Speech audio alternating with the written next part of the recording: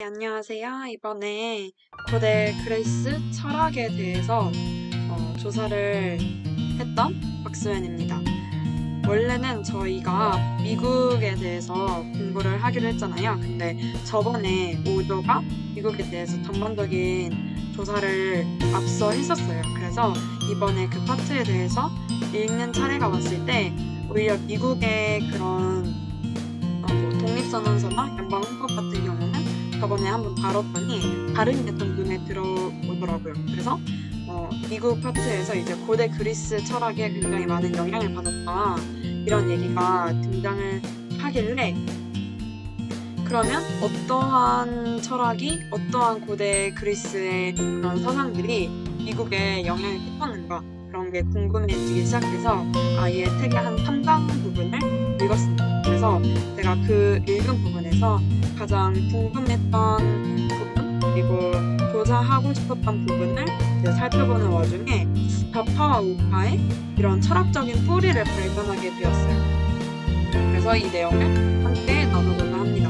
제목은 유물론과 목적론이라고 했는데 사실 맞는 제목일지 모르겠어요. 왜냐면 딱 철학적으로만 봤을 때는 이 둘이 막 대립되는 그런 반대의 사상이나 막 그렇게 간주되진 않고 또 따로 있거든요. 근데 일단 키워드가 이거이기에 이렇게 제목을 두고 가져왔습니다.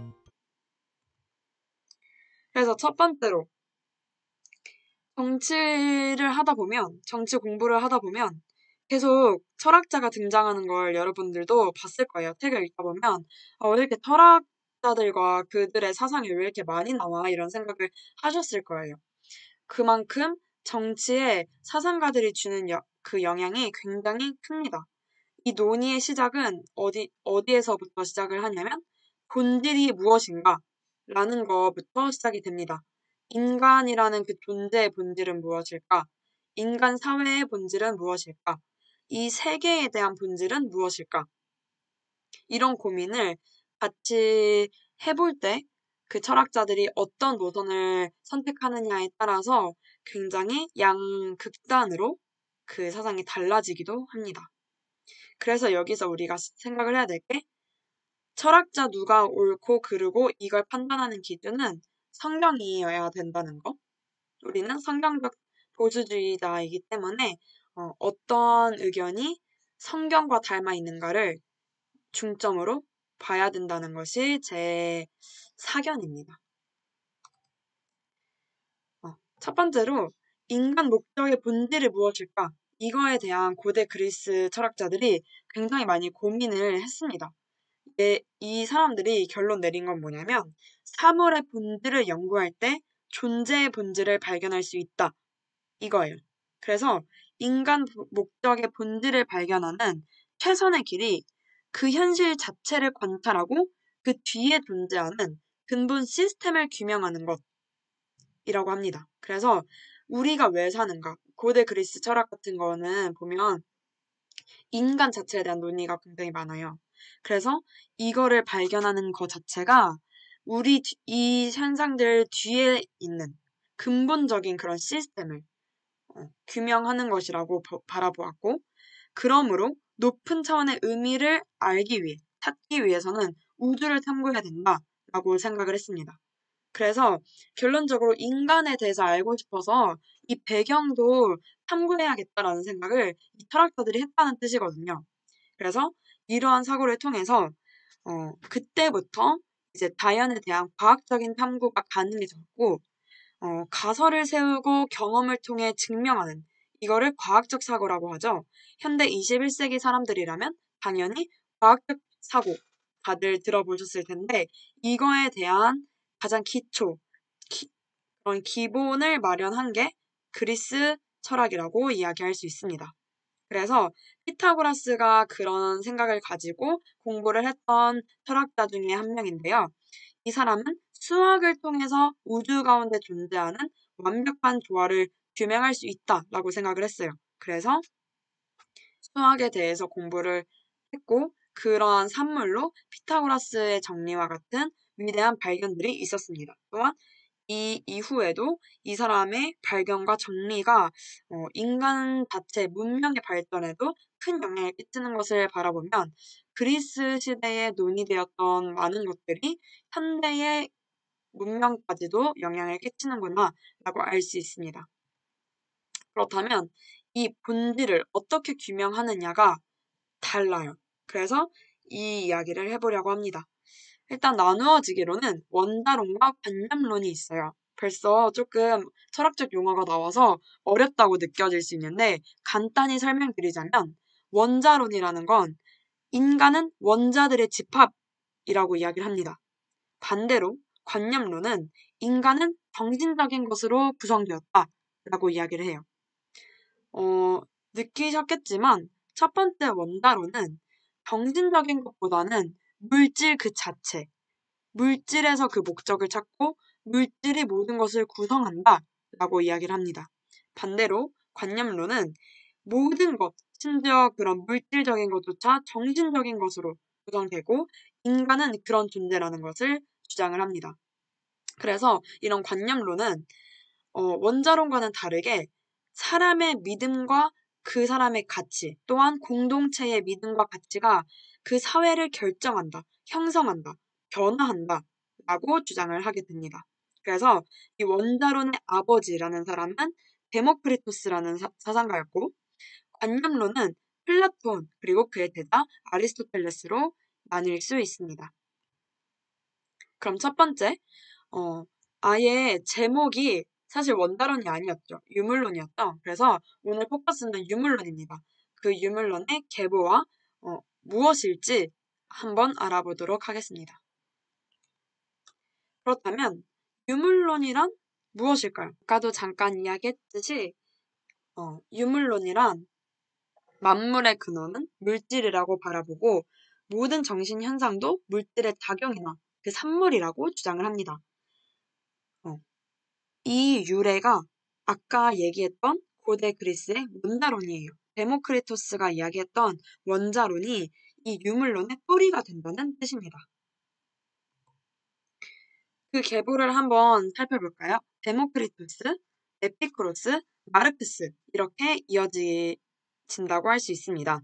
데모크리토스는 원자론을 주장했던 사람이고 간략하게 소개를 하고 뒤에도 소개를 하기 때문에 키워드 중심으로 한번 알아볼게요. 자연은 그저 자연에 불과하고 불멸의 영혼이란 없다라고 주장을 합니다. 글을 읽는 에피쿠로스.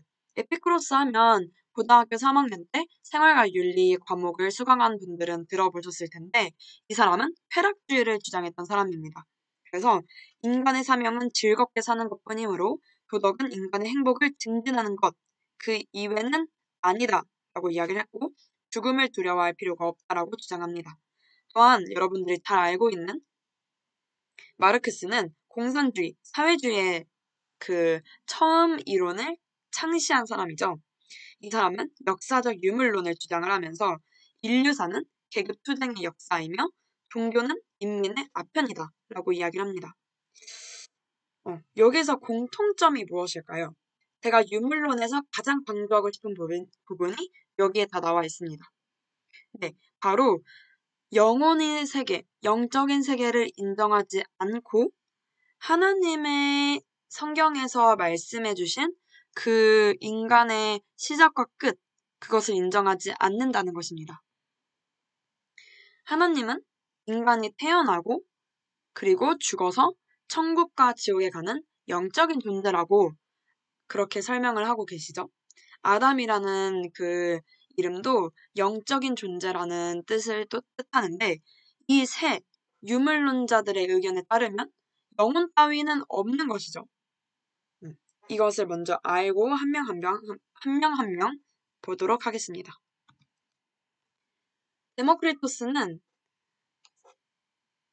사람의 존재 자체를 원자가 흩어졌다가 모아졌다가 이 현상으로 이해를 합니다. 그래서 자연 가운데 다양한 원자가 무수히 존재하고 나무나 동물 같은 물체가 죽어서 분해가 되면 그 원자가 흩어져서 새로운 물체를 만든다는 거예요. 그래서 만약에 저랑 우리 집 강아지가 죽었어요. 그러면 다시 그들이 모여서 다시 재조합을 해서 새로운 존재를 만들어낸다는 그런 주장입니다. 그러면서 아까도 이야기했듯이 자연은 그저 자연에 불과하기 때문에 그 배후에 있는 시스템, 그 배후에 있는 절대자, 그 절대자에는 전혀 관심이 없습니다. 그렇기 때문에 윤리에도 전혀 중요점을 두지 않고요. 아까 이야기했듯이 원자론을 체계화했고 불멸의 영혼이 없다고 주장을 하였습니다. 두 번째, 에피쿠로스와 쾌락주의. 에피쿠로스는 이렇게 얘기해요. 인간이 살아있다면 죽음을 경험할 수 없고 죽었다면 죽음을 느낄 수 없다. 고로 인간이 죽음에 대해 두려움을 느끼는 것은 죽음 그 자체가 아니라 죽음을 두려워하는 마음이다. 그러니 그 마음을 던져버려라. 그렇다면 그대는 죽음의 고통에서 벗어난 것이다. 이것을 보면 알듯이 아까 이야기했던 것처럼 에피쿠로스는 사후 세계에 전혀 관심이 없습니다. 관심이 없는 게 아니라 아예 없다고 이야기합니다. 그렇기 때문에 죽음을 두려워하지 않아도 된다고 이야기를 한 거죠. 이는 고대 서양 무신론 대표주자다운 주장이라고 할 수 있습니다. 또한 프리드리히 니체라고 신은 죽었다라고 이야기한 유명한 사상가가 있었죠. 그는 에피쿠로스를 어떻게 칭하냐면 오히려 그는 그리스도교와 맞서 싸운 자이다 라고 이야기를 합니다. 니체가 아주 잘 지적을 해줬어요. 에피쿠로스는 죄의 그 개념에 의한 벌과 불멸 개념에 대한 영혼의 타락에 맞서 싸웠다는 거예요. 죄가 어딨냐? 그리고 그 죄에 대한 벌은 또 어딨냐? 인간은 그냥 이 세상에서 살다가 없어지는 존재다. 라고 주장을 하는 것이죠.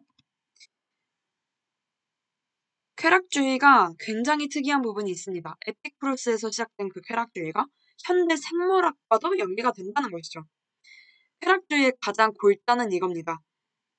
인간의 사명은 즐겁게 사는 것이고 도덕은 그 행복을 증진하는 것. 그러니까 쾌락이 모든 것의 중심이고 중점입니다.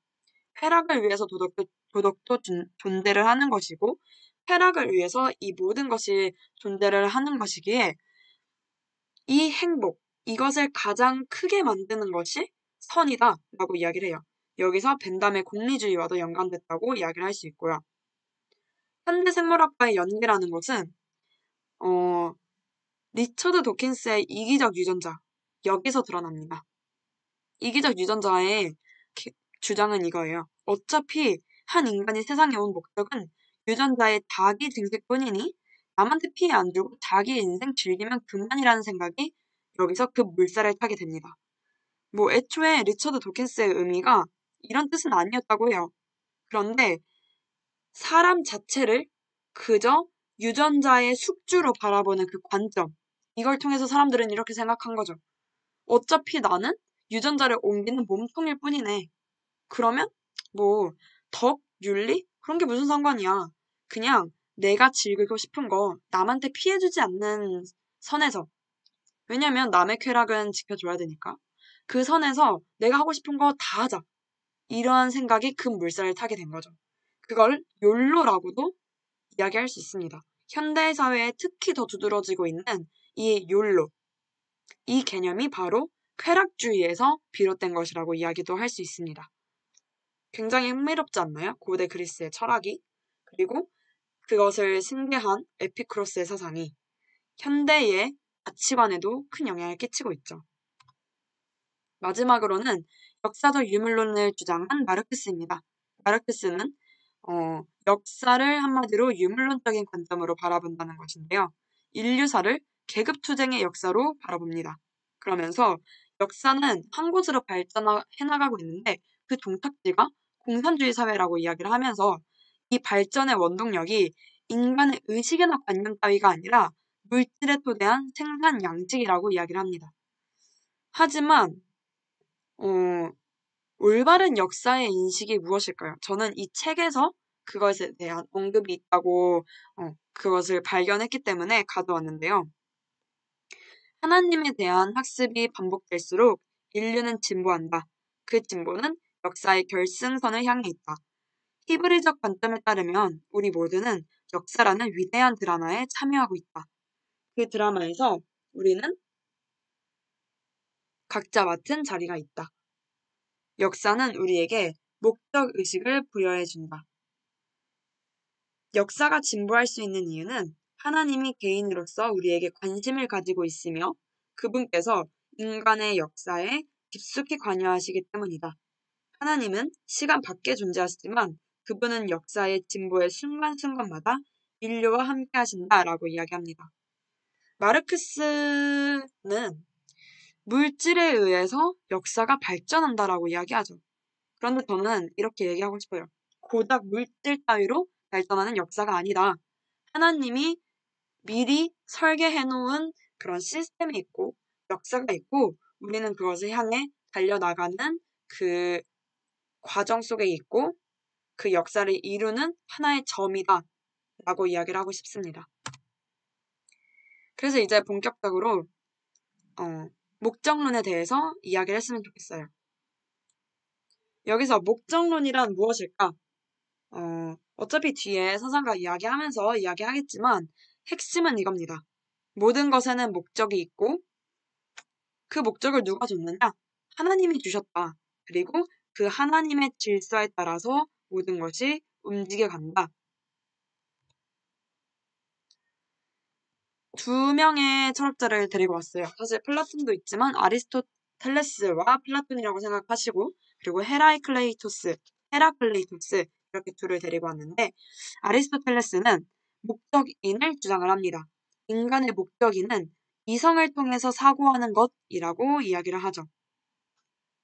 목적인이라는 것 자체가 아까 그 전 화면에 있던 텔로스라는 것인데요.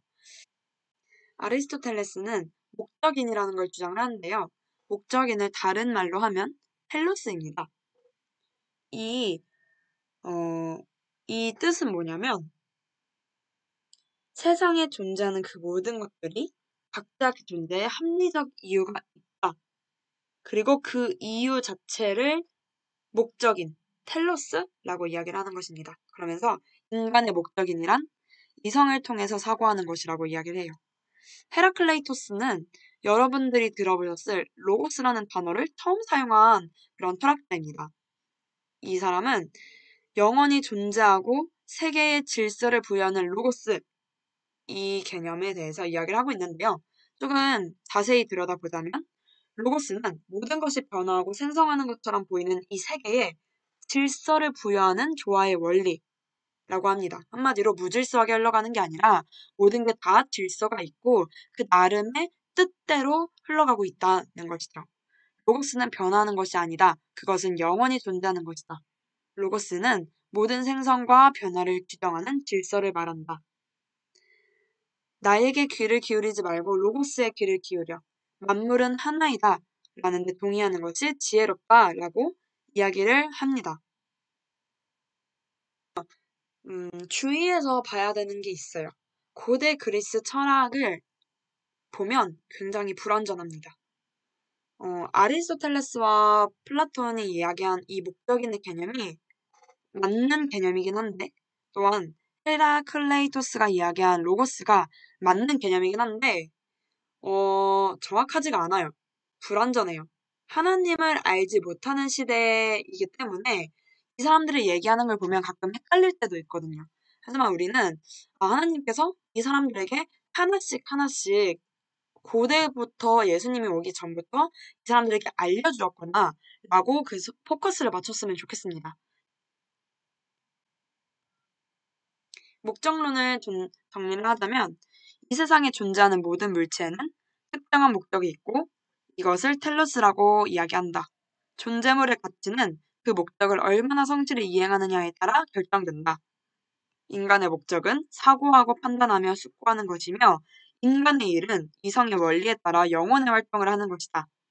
인간을 고귀하게 만드는 건 우리에게 부여된 일을 하는 것이다. 각자에게 부여된 텔로스를 성취하는 것이 덕이다. 그리고 인격 함양은 굉장히 중요하다. 여기까지 목적론을 한번 살펴보았습니다. 다시 이제 생각을 해보자면 유물론과 목적론은 굉장히 큰 차이가 있어요. 유물론은 보다시피 굉장히 반신론적입니다. 무신론적이고요. 그런데 목적론은 하나님의 존재를 인정을 하는 그런 사상이라고 할 수 있습니다. 우리가 지금 알고 경험하고 듣고 있는 그 하나님을 이해하는 수준과 고대 그리스 철학자들이 이해하는 수준은 매우 다릅니다. 하지만 이러한 하나님의 존재, 절대자의 존재를 인정하는가 마느냐에 따라서 이 뒤에 굉장히 큰 변화가 일어난다고 할 수 있어요. 인물론은 보다시피 결국에는 공산주의 사상을 만들어냈고 목적론이라는 사상은 후대에 이성에 기반한 존재를 만드는 그런 큰 역할을 하기도 합니다. 여기 목적론에서 이야기를 하는 것은 이성을 활용하는 것, 즉 하나님이 인간에게 주신 지정의를 활용하는 것이 우리의 목적이라고 이야기를 했기 때문에 그것을 바탕으로 이성에 기반한 정부를 세우고 공동체를 세우는 데에도 큰 영향을 끼칩니다. 그래서 미국이라는 나라도 나타날 수 있었던 것이고요. 또한 아리스토텔레스나 키케로 등등 이러한 사상의 미국의 건국의 아버지들도 큰 영향을 받기 때문에 이러한 사상적인 뿌리 또한 우리가 앞으로 많이 공부해 봐야 될 그런 주제라고 생각합니다. 여기까지 고대 그리스 철학, 유물론과 그 목적론에 대해서 알아보았고요.